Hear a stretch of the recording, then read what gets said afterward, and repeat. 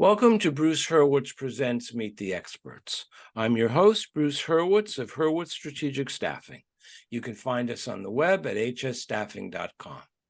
I hope you'll consider us for all your staffing, career counseling, and professional writing needs. Shortly, I'll be joined by Paul Joel for a discussion on miracles. Meet the Experts is sponsored by P&K CPAs. P&K is a full-service accounting firm. They provide accounting and consulting services to businesses ranging from startups to small and mid-cap companies to nonprofits, as well as high net worth individuals. Contact them today for a free consultation at info@pk-cpas.com or call them at 973-882-8810. They will be happy to be of service. Paul, welcome to the show. Thank you very much for having me as a guest. It's my pleasure. Please take a minute and introduce yourself to our viewers. My name is Paul Joel. I'm the author of the recently published novel, A Man Like You and Me, A Supernatural Adventure Story. And I'm the physician depicted in the book. It's kind of a real story, a true story. I'm board certified in internal medicine. I'm also board certified in pulmonary medicine, lung disease. And I assume it's all right for me to call you Paul. Absolutely. All right. Now, our topic is miracles. What is a miracle? A miracle is an otherworldly supernatural event that can't be explained by normal technology. Okay. That's what I consider a miracle. Okay. Is a miracle always positive? No, it doesn't have to be. I've had, mostly they've been positive, but I've had a couple of negative ones too. Well, if a miracle is a negative, it's not wait, let me get that. Let me change that. Okay. It's a positive because the creator of the universe is communicating with you, okay? But sometimes the message is lousy. Yeah, okay. It's the old joke, you go to your rabbi, your priest, your minister, your imam, you say, I asked God for this, that, and the other thing, and he didn't answer me. And the response is, well, sometimes the answer is no. Right, exactly. So it's not that you wouldn't consider that to be a miracle, because a miracle is usually positive. I interviewed a gentleman who told me afterwards, he showed me a picture of himself, and he had on the side of his head a growth. I don't want to use the word tumor, but a growth about the size of a softball. And he was supposed to go in for surgery to have it removed. And 2 days later, it was about the size of a quarter. Right. So he considered that to be a miracle. I would consider that a miracle too. Okay. Again, it's some kind of supernatural event. For me, it's always a surprise. I'm doing something, and whatever is then, boom, it happens. Mm-hmm. Okay. And the first one was on October 15th, 1982. I'm in Europe on a trip with my wife, the beautiful blonde in the book. I'm the physician in the book, depicted in the book. And we're on a bus to see Neuschwanstein in Germany. Okay, Neuschwanstein is this beautiful castle that was built by Ludwig II in the 1800s, before Nazis. And in the middle of this, on the bus stops in the middle of nowhere in front of a coffee shop, which obviously paid the bus company to stop there. Okay, so everyone gets off the bus, including my wife, and goes to the coffee shop. But I didn't feel like eating, drinking, or using the restroom. And across the street was this church. Now, again, I never believed in God at that point. Okay, but sometimes they're nice to look at, And so I walk in there, and I didn't know the story of this. The story is there was like a stick figure of Jesus being scourged that they used to use in the Good Friday procession. And then everyone agreed this was ugly. So they tossed it in the barn for a couple of decades until somebody realized there were actual tears coming from the eyes of Jesus from this thing. So they put that in the altar and built this church.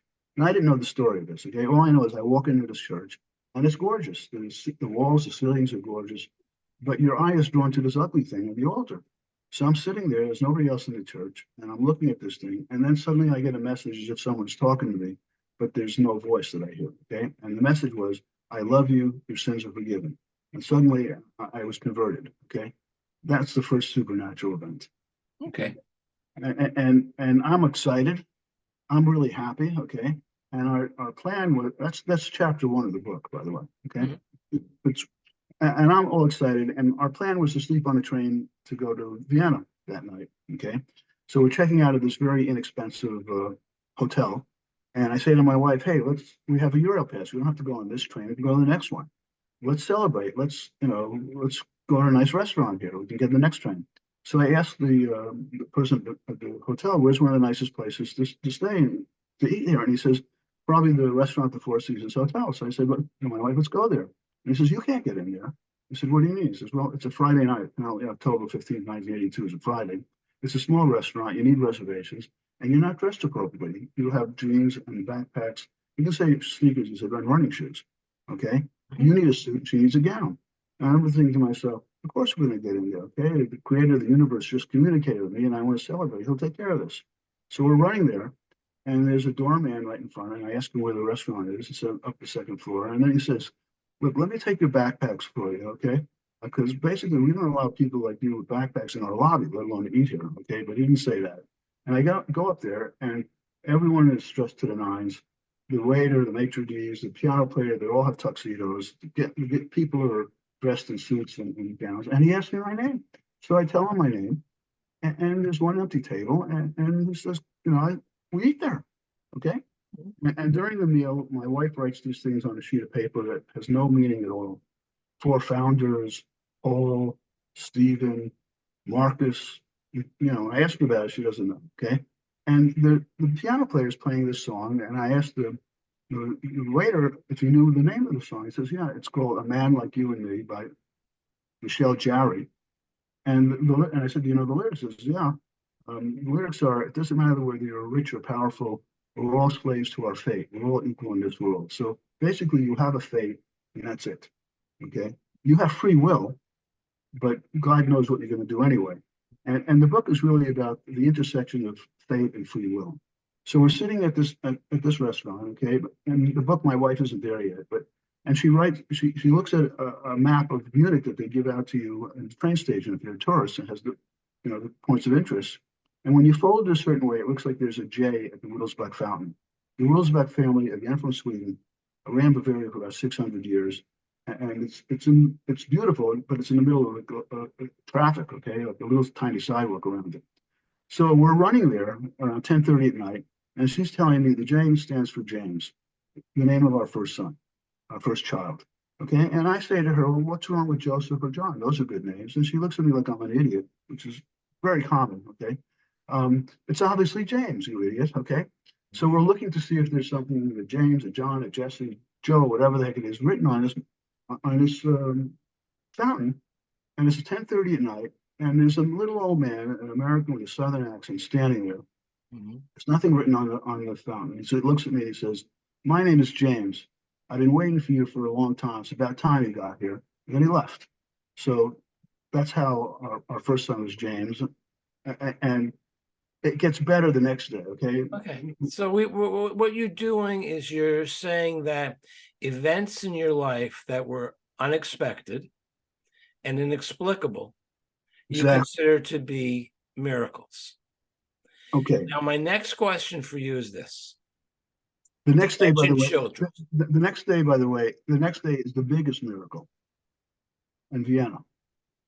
Can I just tell that story briefly? Okay. So we're on the train. We're sleeping on the train. We get to Vienna. It's dark now. We're hungry. Check into a hotel. And there's a law in Vienna. You can't have a building higher than St. Stephen's Cathedral, so you can see it from everywhere. And it's a point of interest. There's restaurants there. So I look up a restaurant on that plaza, and we walk there. And it's a regular, glass door with a wooden frame. And on the second floor, again, this restaurant's supposed to be on the second floor. There's a dim light coming there. We walk in, and clearly it's closed. So I turn around to leave, and I'm now locked into this hallway. Okay. And there's a law in every Western country since 1921. What happened in 1921? And I'm from Brooklyn. I'm from New York City.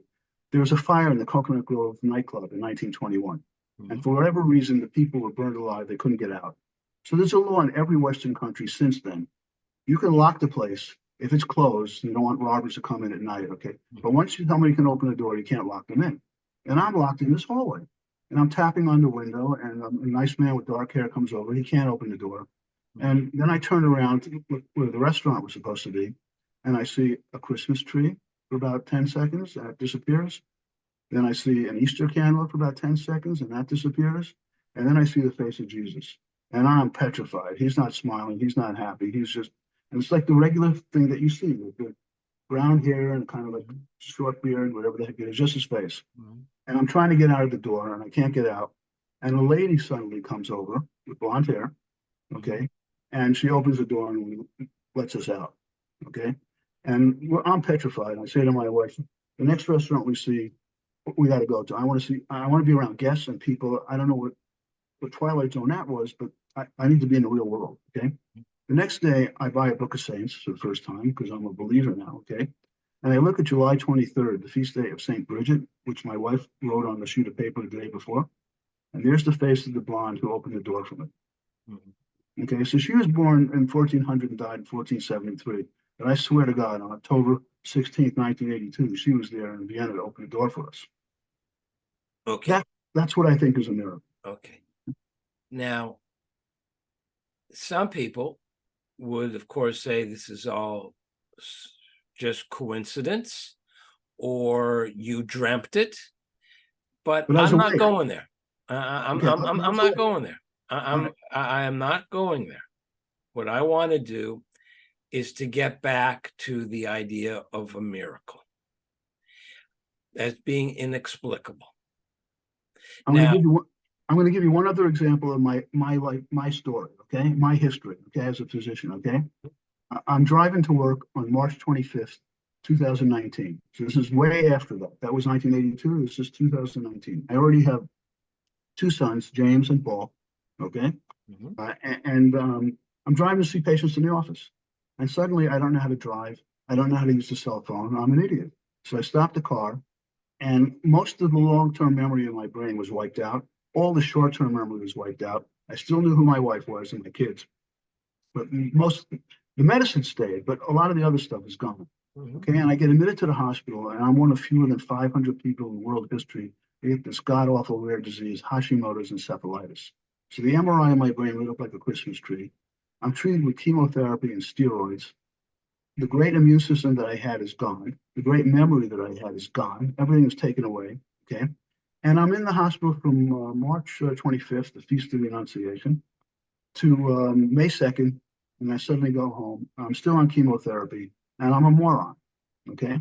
And despite 2 years of treatment with this, everything's the same. I have no memory. And at one point, I called a priest who I knew, and I haven't driven a car since then. I also have a peripheral neuropathy where my feet don't work, and my fingers don't work, my feet are numb, and balance is off, and everything else, okay?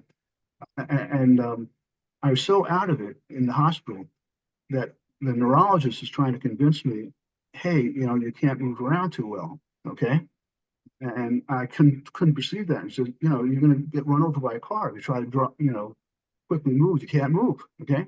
So the next scene is we're having a race in the hallway. So she's showing me that I have foot drop.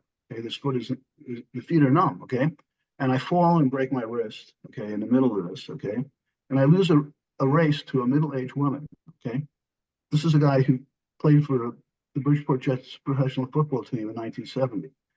I'm not supposed to be losing races to a middle-aged woman, but I don't know what the hell's going on.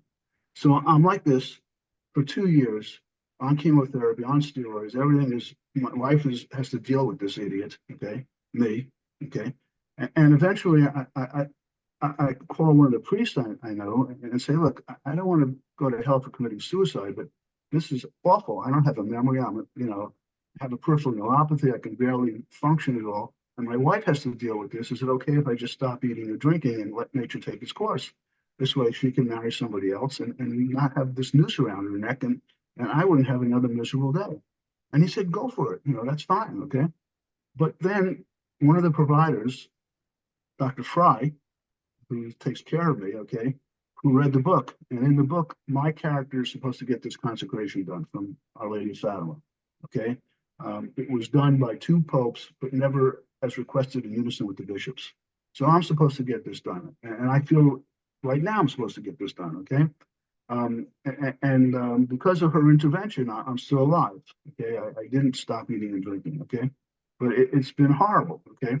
And then because the treatment, because nothing changed, after 2 years of chemotherapy and radiation, whatever the hell it is, okay?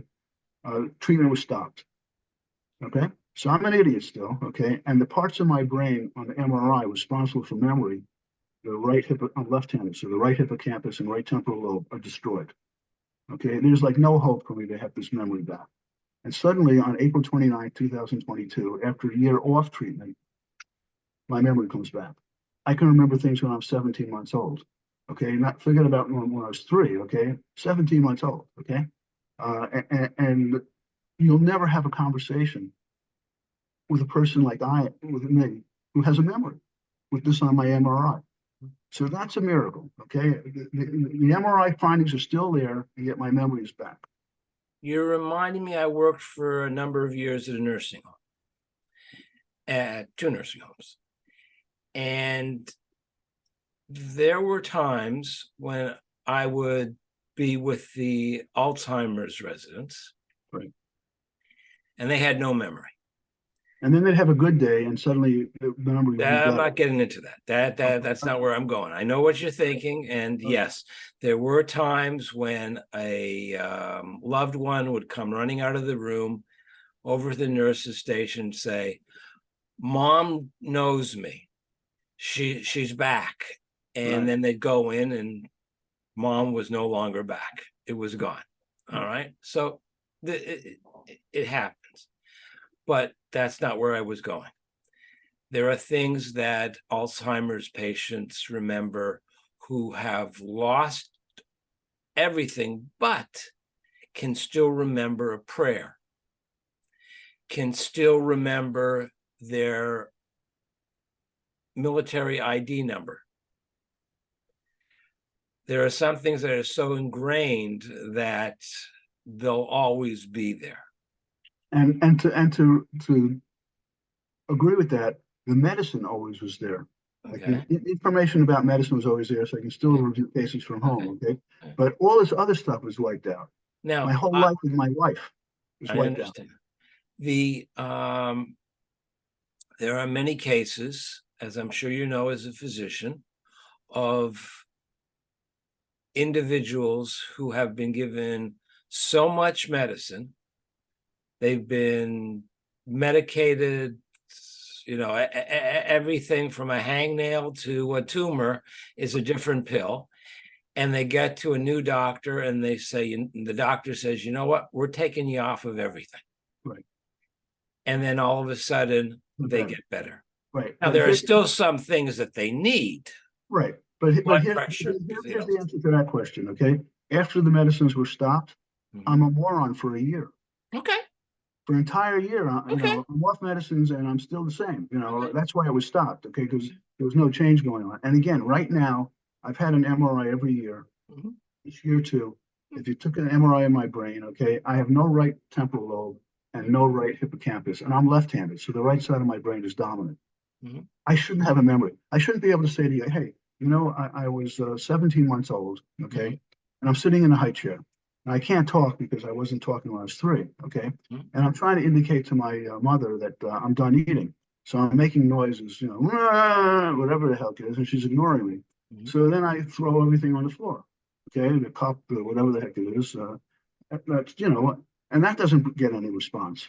So finally, I decided to take matters in my own hand and try to get out of the harness and get out of the high chair myself, stand up, okay? Take a header, slit open my chin, there was a scar there, okay, and we go to the emergency room, stitched up. That's 17 months old. Okay. That's an amazing memory. I agree. Okay. I agree. Now, and again, I can remember basically everything my wife ever said to me. Okay. There are people who have, I believe it's called an idyllic memory, that they remember everything. It's a unique situation. Very few people have it. But again, I never appreciated this was unusual, by the way. Okay. Until I lost it. Until I lost my memory, and then I said, "Oh, wow, this was doing something great." Well, that's true for everything. You don't appreciate it until it's gone. It's got nothing to do with miracles. But I did appreciate the immune system. That I knew about. Okay. I'm drawing blood on a new admission as an intern at Kings County Hospital, and I got 103 fever, and I'm sweating to death. There's no air conditioning, and the patient looks up and says, "Doc, you don't look so good." I said, yeah, but by the morning, I'm going to be fine. Let's concentrate on you. You're the physician, okay? Mm. The morning on rounds, I look like a rose. And then he's giving me a lot of crap afterwards. How come I took the good medicine and he's still sick? Yeah. Okay, try to explain that to him. Okay. Well, I once, on September 12th, I went to the hospital to donate blood. And the guard said they're not taking anybody anymore. And I said, well, tell them that I'm O negative, which for those who don't know means that I'm a universal donor. Anybody can take my blood. So am I. There you go. All righty. So now we know who to go to if we if the need should arise. So I go up, and there are two chairs, and there's a woman in one chair already with the needle in her and connected to the pouch, whatever you call it. And I sit down, and as always, I say I hate needles. And I'm on your team. I hate them too. No problem. She puts she draws the blood. And my pint of blood fills up faster, and I'm done before the woman who had started before me. Right. All right. And just like the patient who was upset with you because you took the good medicine, she was upset with me because I had filled up the pint. The good apparatus. You had the good apparatus, and she had the defective one. So it happens. People complain about everything. Of course, then I had to stay 3-4 hours because they wouldn't let me go because I was white as a ghost. And drank a gallon of orange juice and a box of cookies. And the doctor said, "Don't ever give blood again." And you're preaching to the choir because I just had my inoculations. I don't even look when I get shots. Okay, I don't want to bring this out. I hate it. But none of this, it wasn't a miracle that my heart beat significantly faster than that woman's. Right. These things happen. But I want to talk about miracles. Right. All right. What we're doing right now, if someone from the late 1600s, if we were in Massachusetts, in Salem, they would say we were warlocks. Witches. Yeah, we were witches. We were witches. If someone were to come from the 18th century, the 19th century, they'd say this is all magic. But we know there's no miracle here because our intelligence, our knowledge base has grown. So could it not be that things that are inexplicable today, maybe in 100 years will be common, and we'll realize it's not witchcraft, it's not magic, it's just the way things are, but now we know about it. There's no miracle. It's a good argument when you talk about calling something miraculous that you don't understand, and now, for instance, maybe science will progress and you'll be able to understand it. Okay, electricity. I don't think many people could understand electricity hundreds of years ago, although Benjamin Franklin seemed to have some idea what's going on. Okay, but still, but when you talk about having parts of your brain responsible for memory that we know about gone, and still having memory, you can't explain it. I understand that, and I'm not trying to. When you walk into a church, I'm 33 years old. I'm 31 years old. Okay, I'm an adult, and I know that there's no God. I'm sure of it. Okay, and when I asked my wife, by the way, to marry me, who's this religious Catholic, okay, she said, "Well, I'll marry you if you get baptized first." And I said, I was truthful. I said, I don't believe in God. How's that going to work? She said, "Well, we baptize infants. Nobody's going to ask anything." So I said, okay, somebody pours some water on my head. I don't believe in this, okay, but I get to marry the woman of my dreams. It's the deal of the century. So I got baptized November 4th, 1981. We were married January 24th, 1982. Okay, and this story, the book starts in October 1982. We didn't have time to have a big honeymoon in the middle of the year, but we planned this in October. Okay, Mhm. so yes, I think there's plenty of things that we don't understand now that in centuries coming up they'll probably get an understanding of. But we know how the brain works. Okay, and the same thing is when you look at stories in the Bible where somebody's dead and they come to life.